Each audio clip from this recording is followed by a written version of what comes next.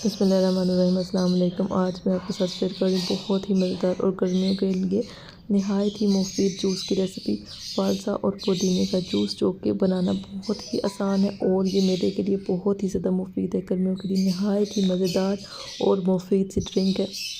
Half cup मैंने शामिल कर दिया है फ़ालसा, उसके बाद हाफ़ कप इसके अंदर मैंने शामिल कर दी पुदीने की पत्तियाँ और 5 टेबल स्पून के करीब हमने शामिल कर दी है चीनी।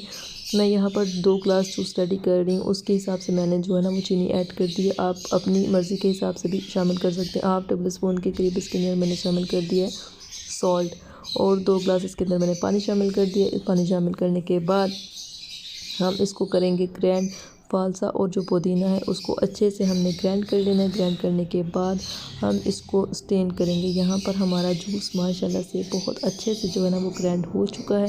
हमने एक बाउल लिया और बाउल के ऊपर जो है ना वो एक बारीक जाली रखी और उसको हमने जो है ना जूस को अच्छे से स्टेन कर लेना। कोशिश करनी कि जाली जो है ना वो बारीक हो।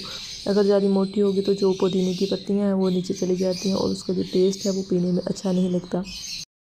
माशाल्लाह से हमने जो है ना अपने जूस को बहुत अच्छे से स्टेन कर लिया है। यहाँ पर हमारी जाली बारीक है। इसके साथ जो है ना जूस के अंदर जो पुदीने के जो पत्तियाँ हैं वो थोड़े बहुत ज़रात भी नहीं निकलते। जूस हमारा रेडी हो चुका है। वीडियो आपको ज़रूर पसंद आएगी। वीडियो आपको पसंद आए तो लाइक और शेयर कीजिए। चैनल पर नए तो चैनल को सब्सक्राइब कीजिए।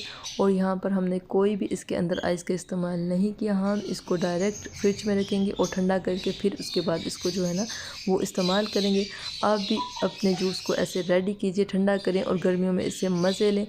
अपना और अपने प्यारों का रखिए बहुत ज़्यादा ख्याल। हमें भी रखिए अपनी दुआ में याद। इंशाल्लाह मिलेंगे नेक्स्ट वीडियो में। तब तक अल्लाह हाफ़िज़।